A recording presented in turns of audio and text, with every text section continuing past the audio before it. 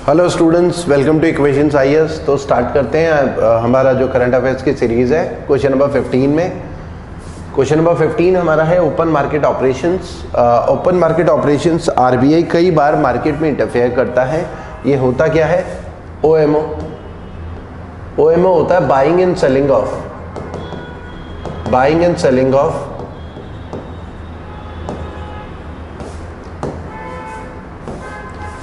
buying and selling of shares in open market by RBI. Shares in open market by RBI. Open market by RBI. और ये कौन से shares हैं? ये government company के shares हैं। आरबीआई गवर्नमेंट कंपनी के शेयर्स, सिक्योरिटीज या बॉन्ड्स में भी पैसा लगाता है। कई बार ओपन मार्केट में बॉन्ड्स में एक फिक्स इंटरेस्ट रहता है। तो गवर्नमेंट बॉन्ड्स मतलब यहाँ पर बॉन्ड्स का मतलब होता है कि कंपनीज भी शेयर्स के अलावा बॉन्ड भी इशू कर रही होती हैं। बॉन्ड के थ्रू वो मार्केट से इंटरेस्ट में पैसा उठा रही होती है बेसिकली कंपनी। तो आरबीआई ओपन मार्केट में बॉन्ड्स में भी पैसा लगाता है, शेयर्स में भी पैसा लगाता है, ताकि मार्केट में कई बार आरबीआई पैसा पंप कर सके। होता क्या है कि कई बार मार्केट में लिक्विडिटी क्रंच जब रहता है, कैश की अवेलेबिलिटी कम रहती है, तो सरकार भी चाहती है, आरबीआई भी चाहता है कि मार्केट में कैश की अवेलेबिलिटी सफिशिएंट हो। तो कैश बढ़ाना है तो आरबीआई इंटरफेयर करता है थ्रू ओपन मार्केट ऑपरेशंस कई बार। तो आरबीआई गवर्नमेंट कंपनी के शेयर्स खरीदता है या बॉन्ड खरीदता है। तो जब वो खरीदेगा तो मार्केट में पैसा देगा, बदले में बॉन्ड या गवर्नमेंट कंपनी के शेयर्स लेगा। ठीक है। तो जब भी मार्केट में लिक्विडिटी इंक्रीज करना है, टू इंक्रीज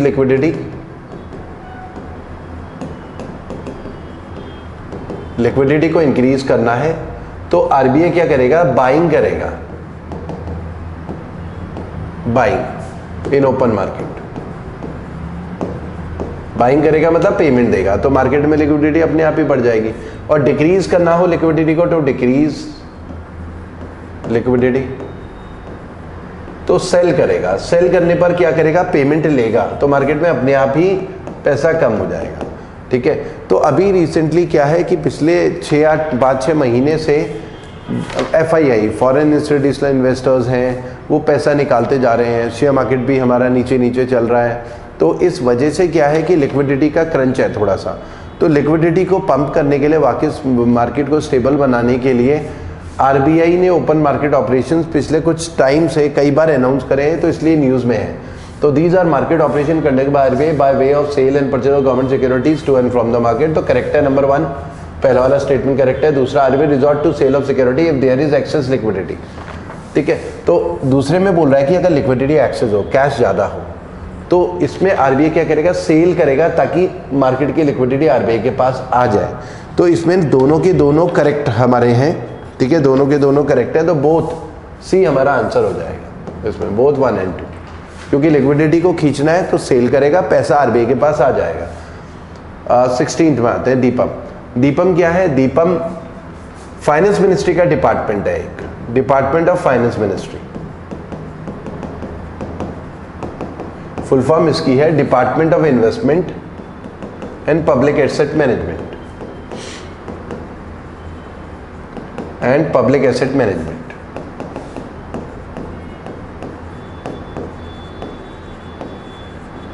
इस डिपार्टमेंट का नाम जो था, ये आपको पता होना चाहिए, कुछ एग्जाम्स में भी आया है। इस डिपार्टमेंट का नाम डिपार्टमेंट ऑफ इन्वेस्टमेंट था। ये जो नया नाम है 2016 में ही मोदी जी ने दिया है।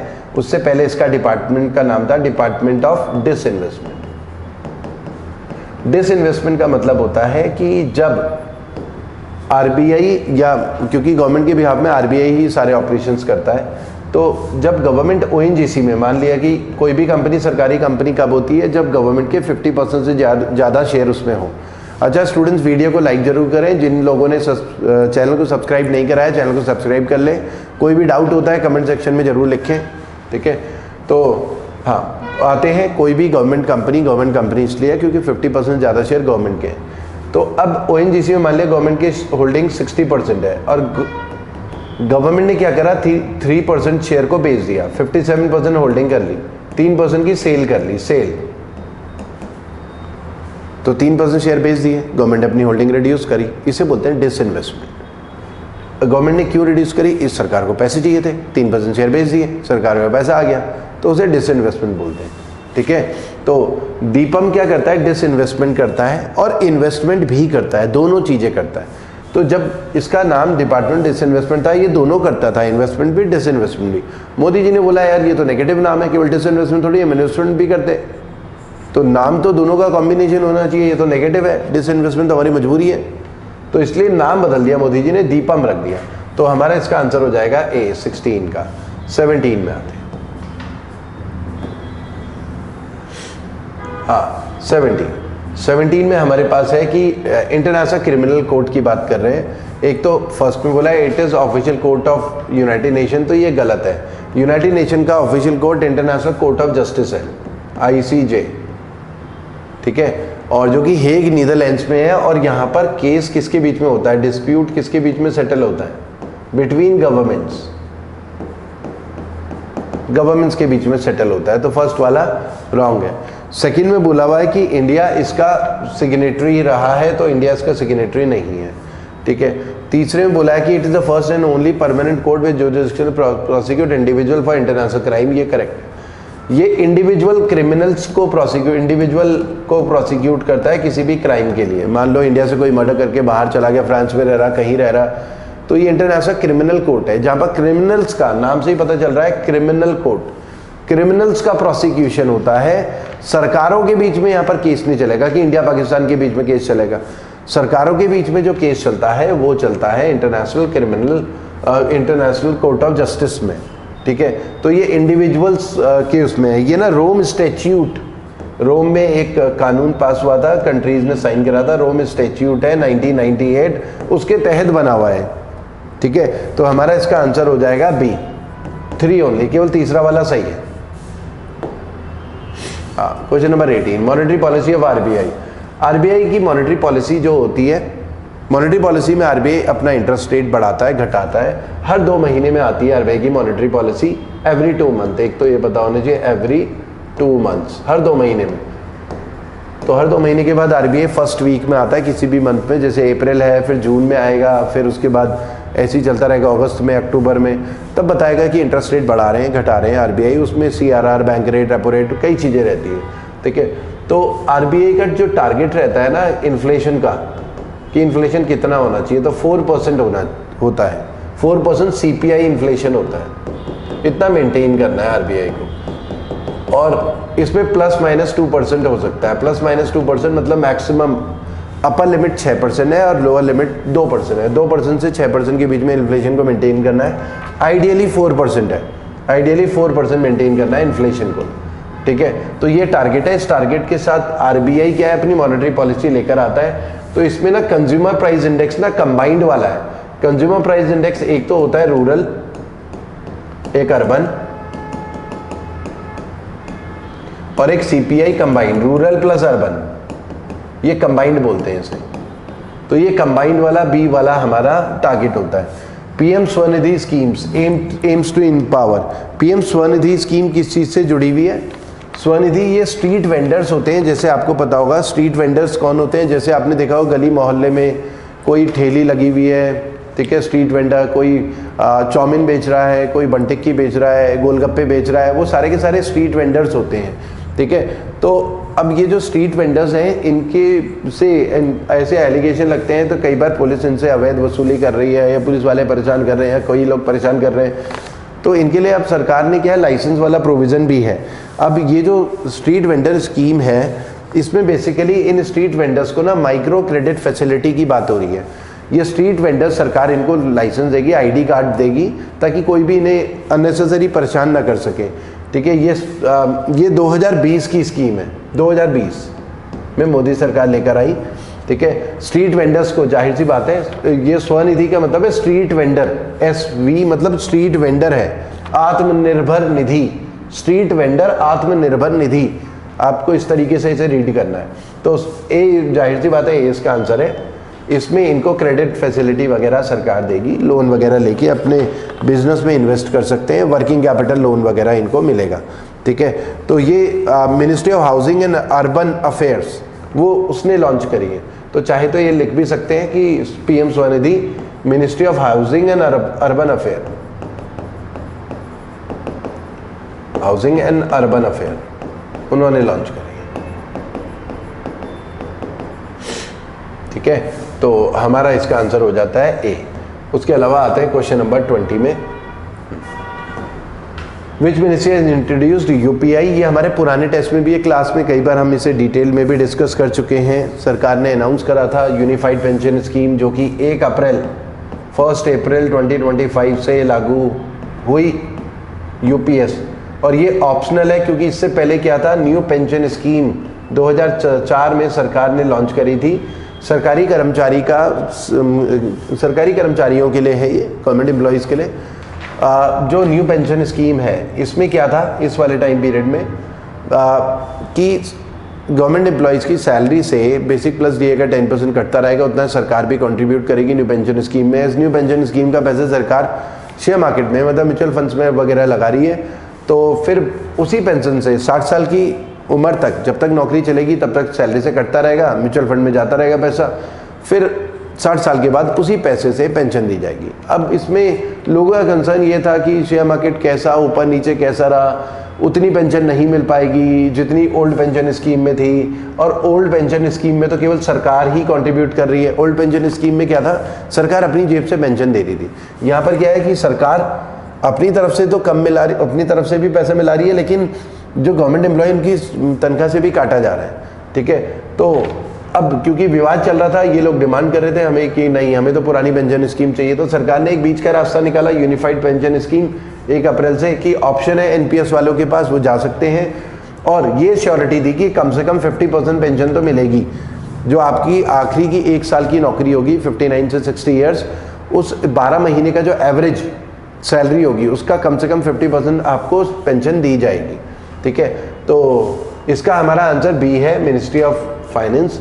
क्वेश्चन नंबर 21 में आते हैं, which the following is credited with having present budget maximum number of time. सबसे ज़्यादा जो बजट है मोरारजी देसाई ने प्रेजेंट करा था, तो ए हमारा आंसर है। 10 बार प्रेजेंट करा हुआ है बजट मोरारजी देसाई ने, सबसे ज़्यादा बार। मोरारजी देसाई वैसे तो कांग्रेसी थे, कांग्रेस के टाइम पे ही बजट प्रेजेंट करा, फिर बाद में कांग्रेस से अलग हो गए थे। फिर पहली बार जब नॉन कांग्रेस गवर्नमेंट बनी 1977 में, नेशनल इमरजेंसी जब देश में ख़त्म हुई, उसके बाद इलेक्शन हुए, तो मोरारजी देसाई हमारे देश के प्रधानमंत्री बने थे। पहली बार नॉन कांग्रेस गवर्नमेंट पावर में आई थी 1977 में। ठीक है, तो इसका आंसर ए हो जाता है हमारा। उसके अलावा words bull and bear are associated with. Bull का मतलब है शेयर मार्केट से जुड़ा हुआ है, सी हमारा आंसर है। बुल का मतलब है जब शेयर मार्केट ऊपर जा रहा हो तो हमसे बोलते हैं बुल मार्केट। बुल मार्केट, जब भी शेयर मार्केट ऊपर जा रहा हो, बुलिश मोमेंटम है, मतलब मार्केट ऊपर जा रहा है। बेयर का मतलब होता है जब मार्केट नीचे गिर रहा हो तो उसे बेयरिश बोलते हैं, बेयर मोमेंटम है, बेयरिश मोमेंटम है। तो बुल एंड बेयर ये शेयर मार्केट से जुड़ा हुआ है। शेयर मार्केट में अगर आपने देखा होगा बॉम्बे स्टॉक एक्सचेंज कभी बार इमेज आती है तो बुल बना हुआ रहता है। बुल का सिर हमेशा ऊंचा रहता है ना, सिर उठा के चलता है, तो वो उसका मतलब होता है मार्केट ऊपर जा रहा है। डायरेक्ट टैक्स में 23 में आते हैं। डायरेक्ट टैक्स का मतलब होता है, डायरेक्ट टैक्स हमारी इनकम के ऊपर लगता है, इनडायरेक्ट टैक्स हमारे एक्सपेंडिचर के ऊपर लगता है। ये बेसिक सा डिफरेंस है, थोड़ा प्रिसाइजली आप समझेंगे तो इजीली समझ पाएंगे कि क्या कौन कौन सी चीज़ें डायरेक्ट टैक्स में आती है, कौन कौन सी चीज़ें इनडायरेक्ट टैक्स में आती है। ठीक है, तो डायरेक्ट टैक्स इनकम के ऊपर लगता है, जब जो हमारे पास इनकमिंग पैसा आ रहा है जेब में, और इनडायरेक्ट टैक्स एक्सपेंडिचर के ऊपर लगता है, खर्चे के ऊपर। जब हम खर्च करेंगे तभी देंगे, नहीं खर्च करेंगे तो नहीं देंगे। ये तो हम कमा रहे हैं, तो tax levied on income and profit, तो ए हमारा आंसर हो जाएगा। तो डायरेक्ट टैक्स है इनकम के ऊपर। ये तो जब हम खर्च कर रहे हैं तभी देंगे ना, तो ये इनडायरेक्ट टैक्सेस हो जाते हैं। Question number 24, which of the following statement best describes the primary purpose of coverage area of नाविक। ठीक है, नाविक की अगर हम बात करें तो नाविक नेविगेशन विद इंडियन कॉन्स्टलेशन, ये इंडिया का जीपीएस है। जैसे आपको पता होगा कि जीपीएस क्या है, ग्लोबल पोजिशनिंग सिस्टम, ये यूएस का सिस्टम है। जीपीएस की हेल्प से हम नेविगेट कर पाते हैं। यहाँ से हमें दिल्ली जाना है तो पूरा रास्ता बताएगा, लेफ्ट मुड़ना है, राइट मुड़ना है, इतने किलोमीटर सीधा जाना है। तो जीपीएस सैटेलाइट की वजह से गूगल मैप में पूरा हमें लोकेशन पता चलता रहता है, नेविगेट कर पाते हैं हम। तो ऐसा ही हमारा जीपीएस की तरह ही हमारी नाविक सैटेलाइट है, 7 सैटेलाइट है फिलहाल, और भी सैटेलाइट इसमें ऐड होती जा रही है। ठीक है, नाविक इंडिया का जीपीएस है। अब आगे आने वाले टाइम में हो सकता है कि जो भी हम मोबाइल खरीदें उनमें प्री इंस्टॉल्ड हो नाविक। अभी तो प्री इंस्टॉल्ड हमारा जीपीएस रहता है और हम सीधे जीपीएस खोलते हैं। भविष्य में ऐसा हो सकता है मोबाइल में प्री इंस्टॉल्ड नाविक हो, उससे हम नेविगेट कर पाएंगे, नाविक के थ्रू ही रास्ता वास्ता सब पता चलेगा। और इसका पुराना नाम IRNSS था, Indian regional navigation satellite system. ये मोदी जी ने इसका नाम बदला नाविक। मोदी जी नाम रखने में माहिर हैं, बहुत बढ़िया बढ़िया नाम रखते हैं। मनमोहन सिंह जी थोड़े इतने अच्छे नाम नहीं रखते थे, इसलिए मार्केटिंग हो नहीं पाती थी, ज़्यादातर चुप भी रहते थे। ठीक है, तो ये 7 सैटेलाइट है। 2013 में सबसे पहले सैटेलाइट लॉन्च करी, 2018 तक लॉन्च की गई है। अब और भी चीज इसमें ऐड हो रही हैं। तो ये एक तो ये ध्यान रखना है, ग्लोबल नहीं है। ग्लोबल नेविगेशन का मतलब होता है पूरी दुनिया को कवर करना, और रीजनल का मतलब है पूरी दुनिया को कवर ना करना, एक रीजन को कवर करना। तो ये रीजनल है, ये ना इंडिया और आसपास के देशों को कवर करेगा, नेपाल, भूटान, ठीक है, श्रीलंका, अफगानिस्तान, पाकिस्तान, इनको कवर करेगा। ठीक है, तो हमारा इसका जो आंसर है बी है। ठीक है, ग्लोबल तो नहीं है, इसलिए ए कट हो जाता है हमारा। Independent standard navigation develop by ISRO providing, ये बिल्कुल ठीक है। 1500 किलोमीटर अराउंड इट इंडिया के आसपास। ठीक है, डेट रिलाइज ऑन, ये तो जीपीएस ग्लोनास के ऊपर रिलाय नहीं करता है, जीपीएस यूएस का है, ग्लोन ये नाविक हमारा इंडिपेंडेंट है, हमारी खुद की सैटेलाइट्स हैं भाई। ठीक है, कमर्शियल नेविगेशन नहीं है। ठीक है, तो ये कमर्शियल नेविगेशन नहीं है, ये सबके लिए फ्री है फिलहाल। सर जैसे जीपीएस है वैसे ही सरकार का है। ठीक है, सरकारी है मतलब ये। तो हमारा इसका आंसर ये हो जाता है बी। हाँ, question number 25, FSDC financial stability and development council. FSDC को ना हम सुपर रेगुलेटर भी बोलते हैं, सुपर रेगुलेटर। ये जितने भी रेगुलेटर है उनका भी रेगुलेटर होता है। जैसे रेगुलेटर RBI बैंकिंग सेक्टर का रेगुलेटर है, सेबी शेयर मार्केट का रेगुलेटर है, IRDAI इंश्योरेंस सेक्टर का रेगुलेटर है, PFRDA पेंशन सेक्टर का रेगुलेटर है, reserve bank of India, securities and exchange board of India, insurance regulatory and development authority of India, pension fund regulatory and development authority. तो ये pension sector, insurance sector, share market और banking sector के regulators हैं। तो इन सारे regulators का भी regulator होता है FSDC, जिसे फाइनेंस मिनिस्टर हेड कर रहा होता है। तो हमारा पहले वाला ये गलत है, इसे फाइनेंस मिनिस्टर हेड कर रहा है, फाइनेंस मिनिस्टर FSDC को। Council deals with macro prudential supervision of economy including the function of large financial. तो ये लार्ज फाइनेंशियल कॉन्ग्लोमेरेट्स है, मतलब बड़े बड़े ग्रुप्स है। कॉन्ग्लोमेरेट्स का मतलब ये होता है। तो सेकंड वाला स्टेटमेंट इसमें ठीक है, तो हमारा आंसर हो जाएगा B. Question number 26, receipt of which of the following taxes not shared by. ये हमने पहले भी टेस्ट में, क्लास में कई बार डिटेल में डिस्कस कर चुके हैं। ठीक है, जो सरकार है, एक तो डिविजिबल पूल होता है सरकार का, डिविजिबल पूल। डिविजिबल पूल में जो पैसा आता है, सरकार सेंटर और स्टेट के बीच में डिवाइड होता है। इस पूल में जितना भी टैक्सेस के थ्रू कलेक्शन होता है, 41% स्टेट को, 59% सेंटर को मिलता है। इसमें जैसे इनकम टैक्स है, एक्साइज ड्यूटी है, कॉर्पोरेशन टैक्स है, वो सारा का सारा, corporation tax, excise duty, customs वगैरह वो सब। अब लेकिन एक होता है जो ओनली सेंटर गवर्नमेंट का होता है, ओनली सेंटर को बिलोंग करता है, वो होता है सेस और सरचार्ज। ये केवल सेंटर गवर्नमेंट स्टेट गवर्नमेंट को बांटेगी नहीं। जैसे इनकम टैक्स उत्तराखंड से 100 रुपये गया तो 41 रुपीज़ लगभग उत्तराखंड को वापस मिल जाएंगे, क्योंकि वो बांटना है, वो डिविजिबल पूल में गया है। सेस जो होता है, ये टैक्स, दोनों टैक्स के ऊपर है, टैक्स है, टैक्स ऑन टैक्स।